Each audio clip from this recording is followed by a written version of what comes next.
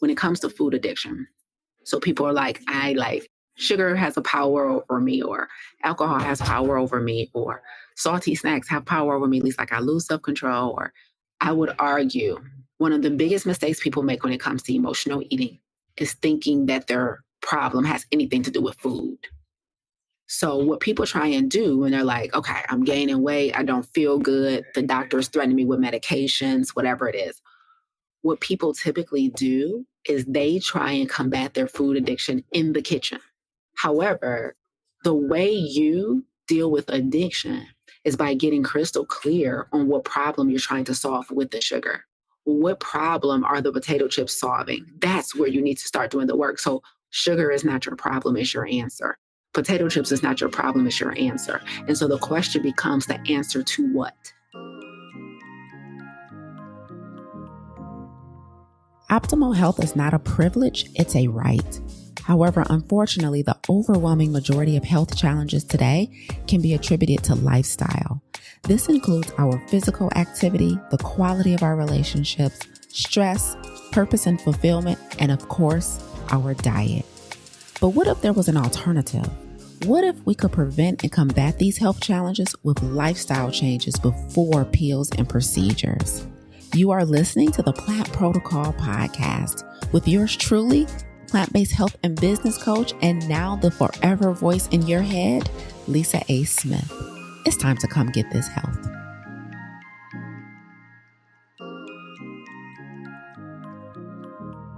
I wanted to come on and I want to do a live Q&A today because you guys always have a lot of questions when I'm doing my regular keynotes, and I always be missing them in the chat. So I know I'm probably weeks late, but I wanted to come on and just have an open conversation with you guys, hear what you guys are challenged with, hear what you guys are trying to do.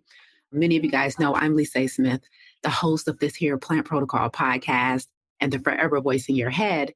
And so as we prepare to launch our first cohort of Farm to Table this year, Farm to Table, our plant-based coaching program, I want us to just come on and do a live Q&A to make sure you guys feel positioned to go all the way in your health this year. Now more than ever, we need to be the most optimal versions of ourselves. Now more than ever, we need to have optimal mental, physical, and emotional health. And so what I told our challengers this past week in our last live class is that the only reason this challenge is coming to an end is because me and my team are not machines, right? We have to rest, we have to recoup, right? We have to take a respite. But sometimes when people have experiences, they do experiences like 30-day challenges and 21-day detox and 7-day cleanses. A lot of people tend to believe that at the end of that cleanse, at the end of that challenge on day 8, on day 31, that they can just go back to what they were doing before, right? And one of the worst things you can do after detoxing is retoxing, right? One of the worst things you can do after cleaning your body out, eating clean, getting mental clarity, getting energy, losing weight, getting off the medications, dropping your numbers, one of the worst things you can do for yourself is go back to doing what you were doing prior to. And so I want to make sure you guys are in the best position possible to live optimally here going forward. But also, if you guys have questions about business, if you guys have questions about radical obedience, I'm open for that too. Okay, so let's see.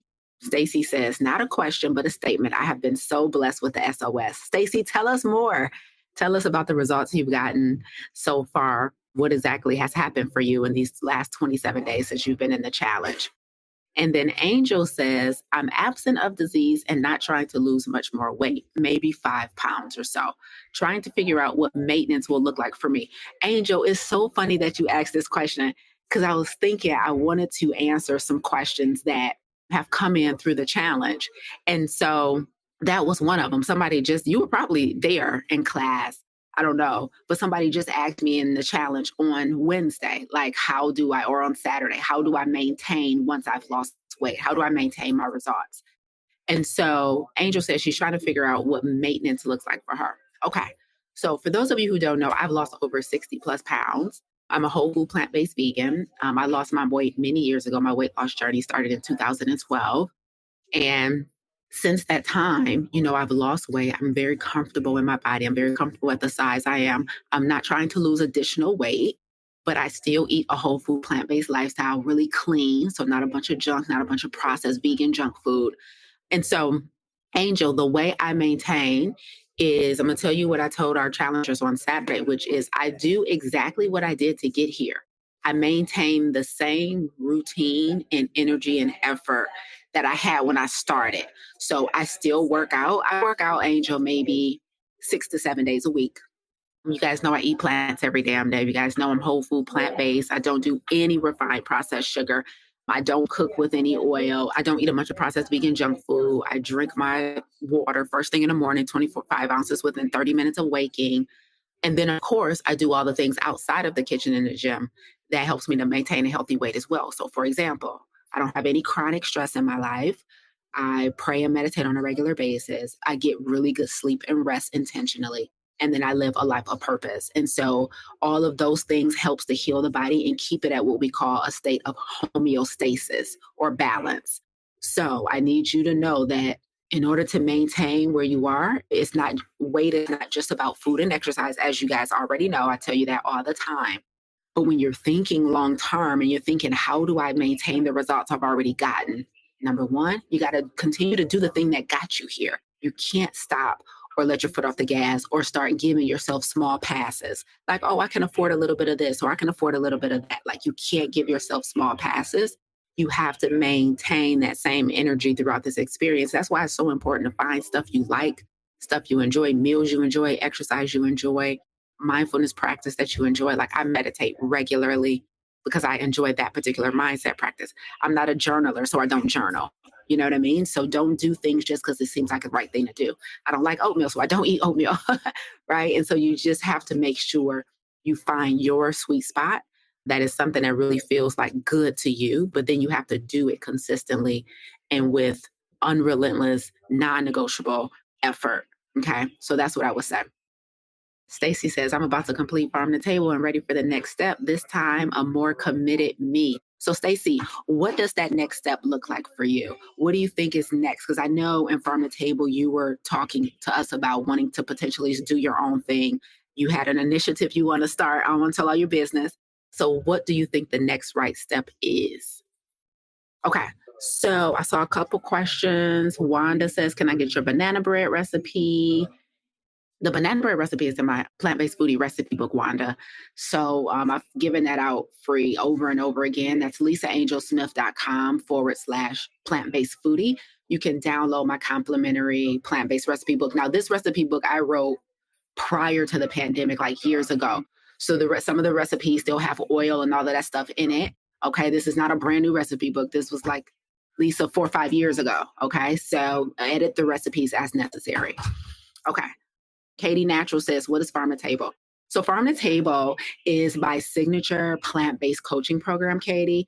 It is a 12-week plant-based coaching program where we help you to adopt a whole food plant-based lifestyle for optimal health. We specifically focus on individuals with chronic lifestyle disease. So that's being overweight, that's stuff like hypertension, stuff like high cholesterol, type 2 diabetes, kidney failure, fatty liver disease, autoimmune conditions, reproductive health challenges for like women and men, like erectile dysfunction or endometriosis or PCOS, people who are deal with chronic fatigue, people who are dealing with food addiction. So those are the top conditions we see inside of Farm to Table that we've helped hundreds of people work through. I created this program in 2016, Katie, so it's pretty refined now and we get results. So Nicole says, I have a juice business, but since I'm overweight, I put it on pause while working on myself.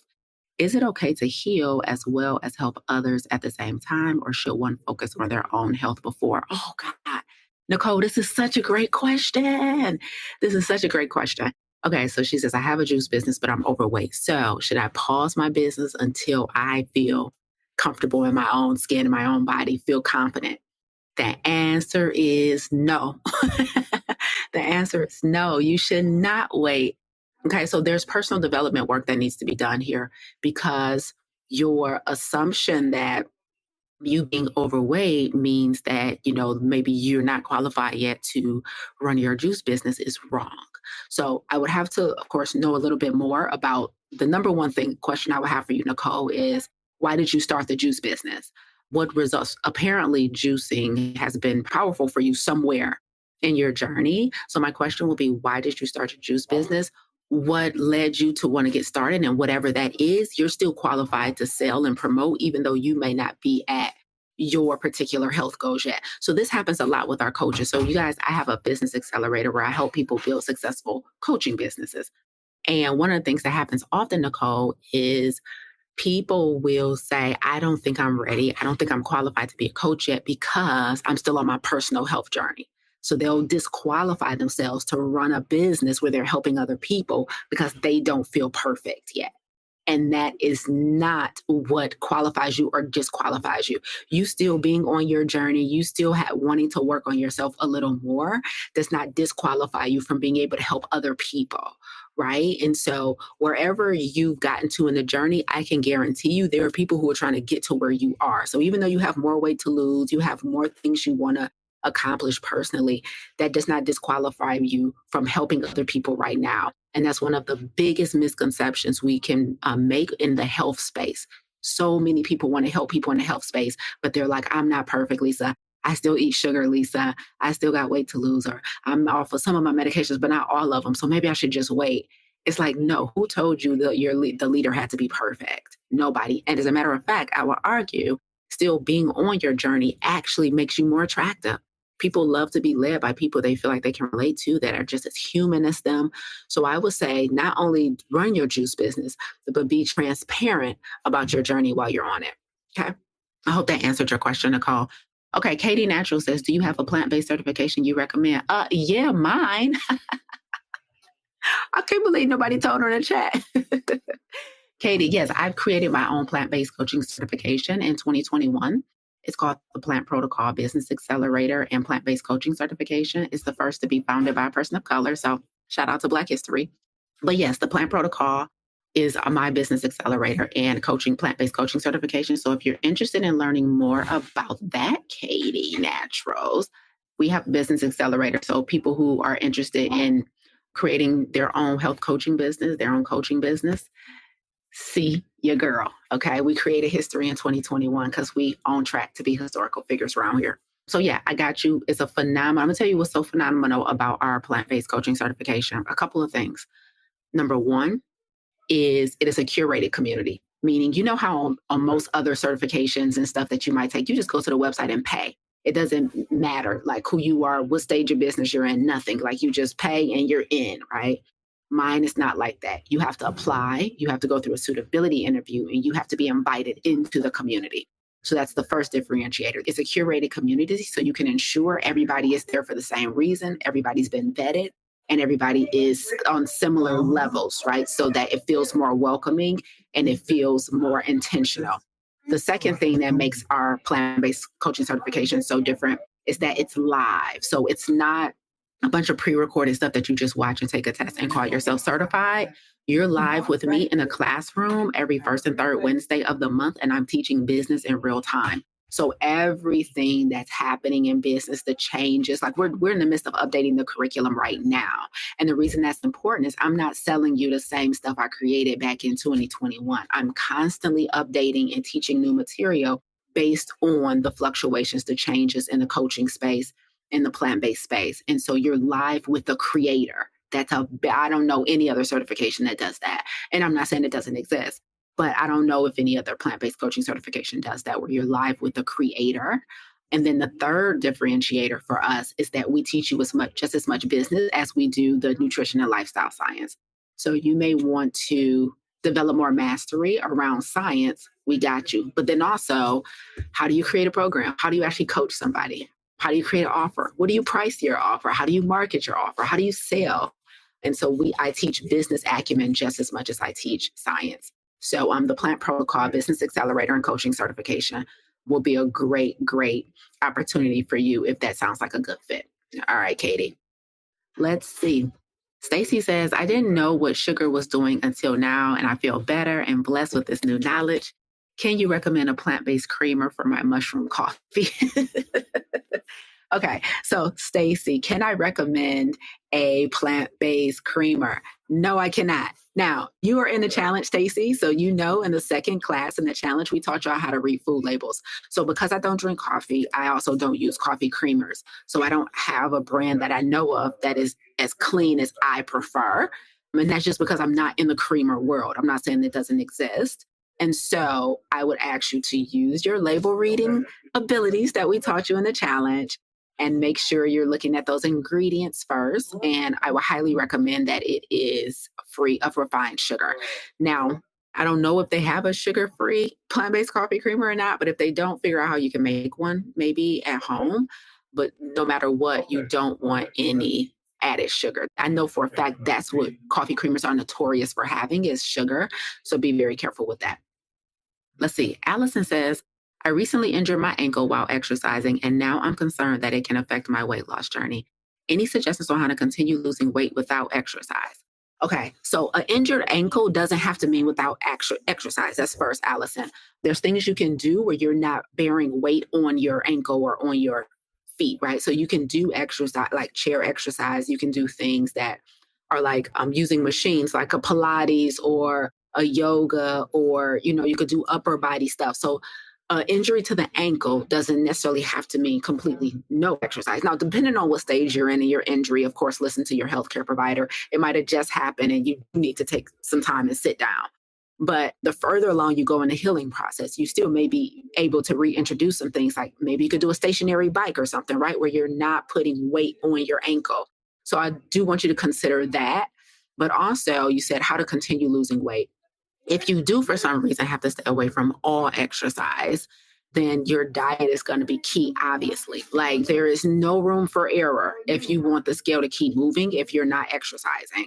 So you want to make sure you're eating really clean, you're hydrating plenty of water, right? You're abstaining from any refined sugar, any oil, all of that. And I will say this too. One of the things that stalls weight loss is healthy fat. So even though they're healthy and they don't like promote disease, they can still slow down weight loss. So your healthy fats are going to be things like avocados, nuts, seeds, right? Nut butter, so like your peanut butter, your cashew butter, your almond butter. So if you can't exercise, but you want the weight to continue to come off, I would significantly reduce the healthy fats in your diet. And then I would do everything super clean. None of that processed food that's full of sodium and preservatives and food dyes. Like I will really get like squeaky clean on my diet until you can start moving again. Okay. Katie Natural says, I don't meet the criteria, but I definitely want to share with others. Oh, thank you. Of course, please share our certification and our plant-based coaching program. What's the next question? Mimi says, class was awesome, coach. I'm asking myself do I have what it takes? I haven't been perfect during the challenge, but I'm not stopping. I still need to be in treatment. Let's go. Mimi, I hope you can get in front of the table with us. Like it starts February 12th. That will be the best next step to stay in community and to keep coaches and then to have a curriculum to follow, right? So you're not feeling like you're completely responsible for yourself. There's nothing like having a blueprint to follow with someone with integrity who's laying out the blueprint. So I love that.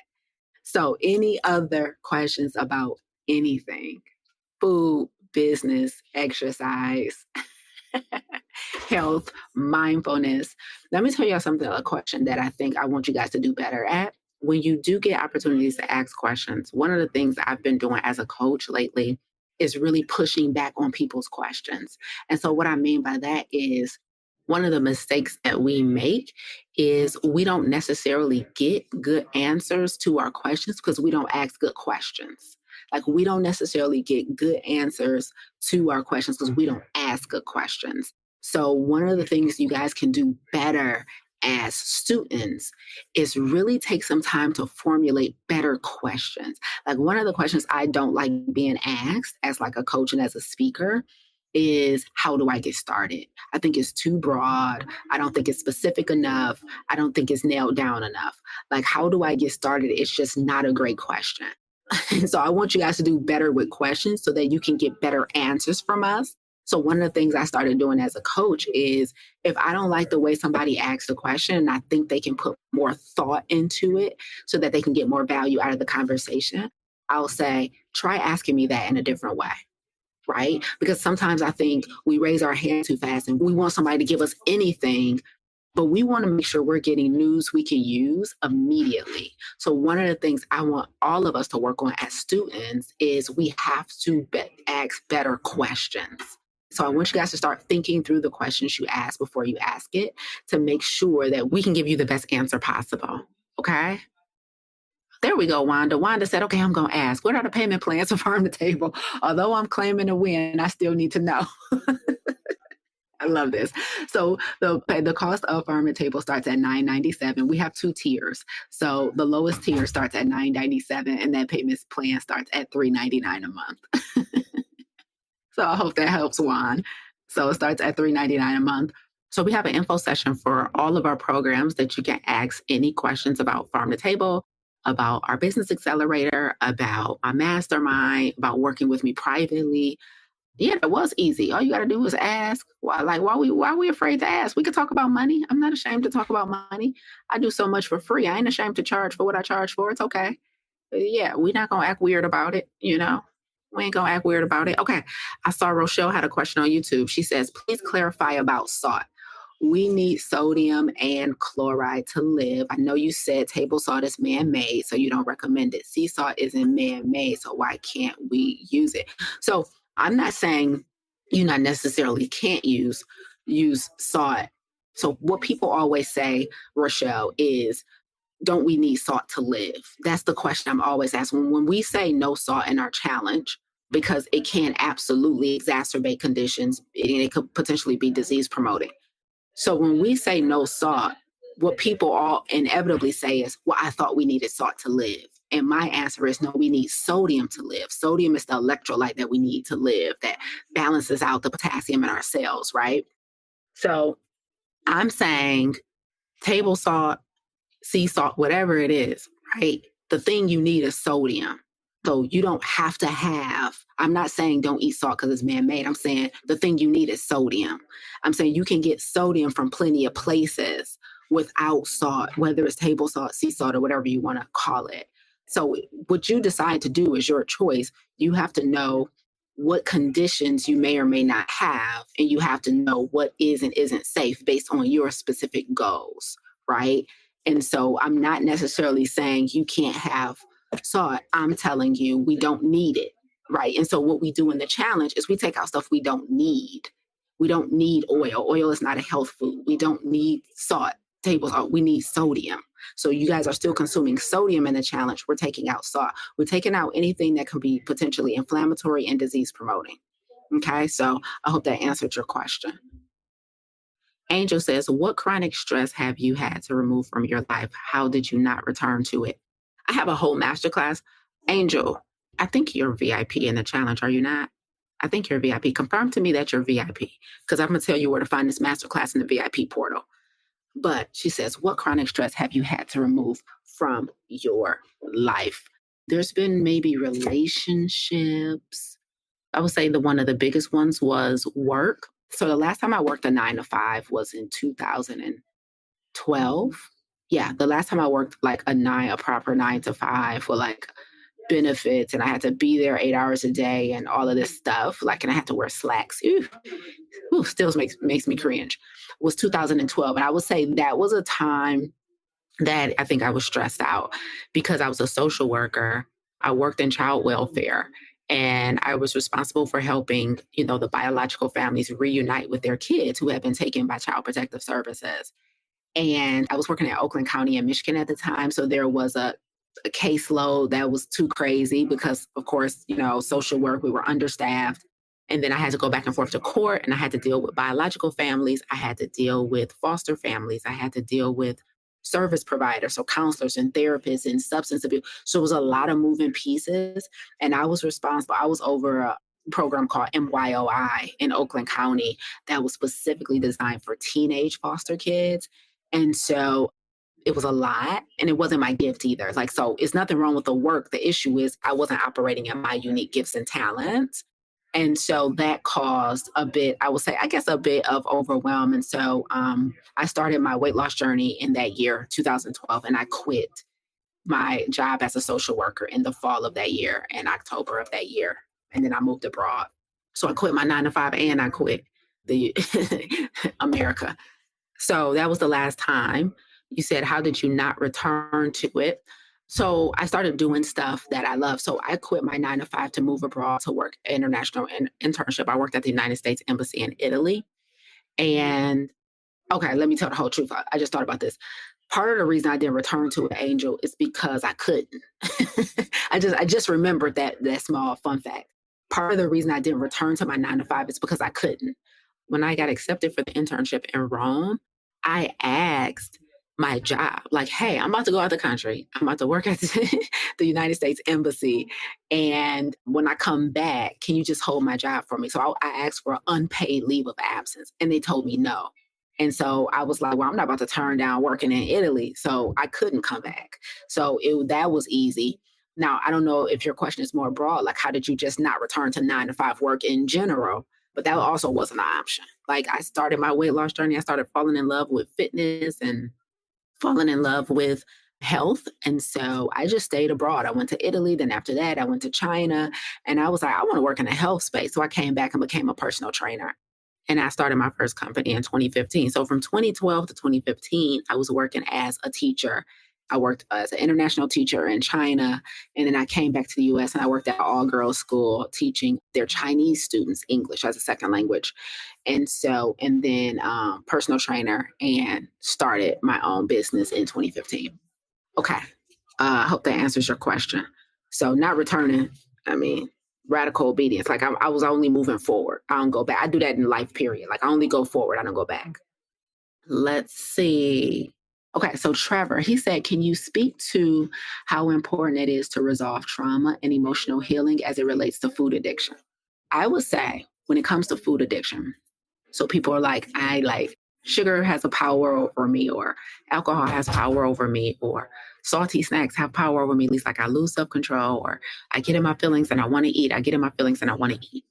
I would say, Trevor, I would argue one of the biggest mistakes people make when it comes to emotional eating is thinking that their problem has anything to do with food.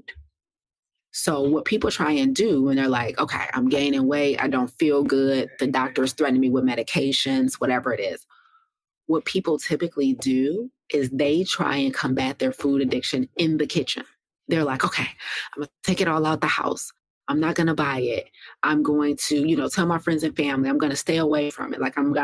And they try like to just use, what is it called? Like willpower. You know how what is it called? You gotta will yourself not to do something. Like they're just trying to be strong, right? Like they're just like, I'm gonna use willpower and I'm gonna stay away from the chips. I'm gonna stay away from the cookies. I'm gonna stay away from the candy. I'm gonna stay away from the wine. I'm gonna stay away from the alcohol. I'm gonna stay away from the drugs. I'm gonna stay away. And they try and use willpower. However, to your point, Trevor, the way you deal with addiction is by getting crystal clear on what problem you're trying to solve with the sugar. What problem are the potato chips solving? That's where you need to start doing the work. So one of the things I love that I've heard, because I've studied addiction over the years, and one of my favorite sayings, like when it comes to alcohol or when it comes to sugar, is alcohol is not your problem, it's your answer. Sugar is not your problem, it's your answer. Potato chips is not your problem, it's your answer. And so the question becomes the answer to what? Right? Like, oh, it's the answer to my loneliness. Oh, it's the answer to my grief. Oh, it's the answer to my anger. So we don't need to the sugar is not the issue at all. Like the chocolate is not the issue. The alcohol is not the issue. It's the loneliness. It's the grief. It's the anger. It's the shame. It's the regret. That's the issue. So to your point, Trevor, when you say how important is it to resolve trauma and emotional healing, it is the number one most important thing you can do, because the real issue is whatever emotions you're using the substance to bury. It's whatever emotion you're using. Like as soon as you feel a certain way, you're getting your feelings about something, you have to run to eat something. You got to run to drink something. You got to run to smoke something. You got to run to buy something. Some of us are promiscuous. Whatever the behavior is that follows the feeling, it doesn't matter what the behavior is. The issue is the feeling. The issue is our low emotional intelligence. The issue is our low emotional regulation.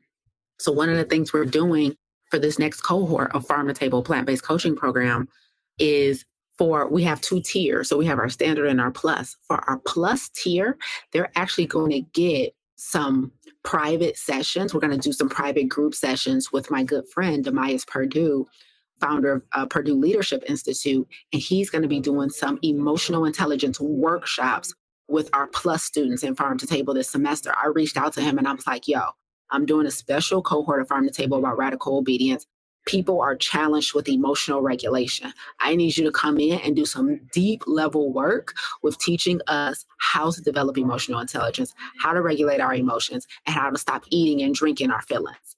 And he was like, I got you, Liz. So this next semester of Farm to Table, Demias and I are going to be doing some master classes specifically about emotional regulations and emotional intelligence, because that's what needs to improve for food addiction to go away. So that was a long way to answer your question, Trevor, but I hope it helped. Okay. Jamaica says, I'm currently in the challenge and have a Farm to Table interview Saturday morning. Should I cancel my interview time and pay for the program after Saturday morning's 8 a.m. session? Yep. And should, yes, because just come to the session, you'll get all the information you would have got in the interview.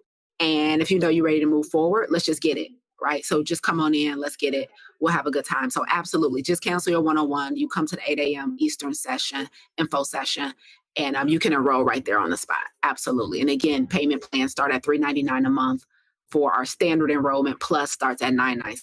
So I hope this was helpful today, guys. Just a random Q&A. So listen, if you are in a place where you really want to use take a plant-based approach to your health, but most importantly, you have an assignment. So one of the things that I'm going to be really helping you guys do with this next cohort of Farm to Table is helping you guys develop your personal brand.